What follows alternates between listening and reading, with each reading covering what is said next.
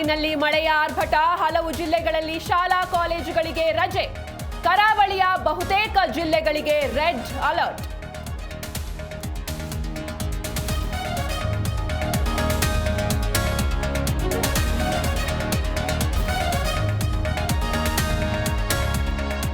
ಧರ್ಮಸ್ಥಳದಲ್ಲಿ ಮತ್ತೆ ಹೊಸ ಸ್ಥಳ ಗುರುತಿಸಿದ ಅನಾಮಿಕ.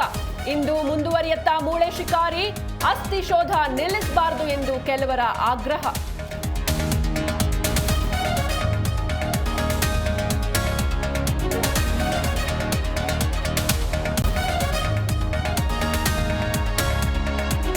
ಸದನದಲ್ಲಿಂದು ಎಸ್ಐಟಿ ತನಿಖೆ ಬಗ್ಗೆ ಪರಂ ಉತ್ತರ. ವಿಧಾನಸಭೆಯಲ್ಲಿ ಕೈ ಕಮಲ ಧರ್ಮ ದಂಗಲ್ ಫಿಕ್ಸ್.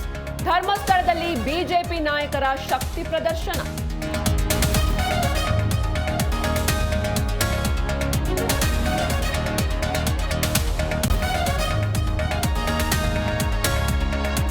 ಎನ್ಡಿಎಯಿಂದ ಉಪರಾಷ್ಟ್ರಪತಿಗೆ ಅಚ್ಚರಿ ಅಭ್ಯರ್ಥಿ. ಮಹಾರಾಷ್ಟ್ರದ ಸಿಪಿ ರಾಧಾಕೃಷ್ಣನ್ಗೆ ಮಣೆ.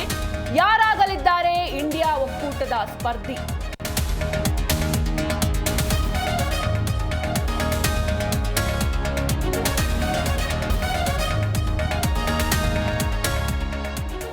ಇಂದು ಹೊಸ ಹೆಬ್ಬಾಳ ಫ್ಲೈಓವರ್ ಉದ್ಘಾಟನೆ. ಹೆಬ್ಬಾಳದಲ್ಲಿ ಟ್ರಾಫಿಕ್ ಸ್ವಲ್ಪ ಮಟ್ಟಿಗೆ ಕಡಿಮೆ ಸಾಧ್ಯತೆ. ಮೇಕ್ರಿ ಸರ್ಕಲ್ ಬಳಿ ಟ್ರಾಫಿಕ್ ಹೆಚ್ಚಳದ ಆತಂಕ.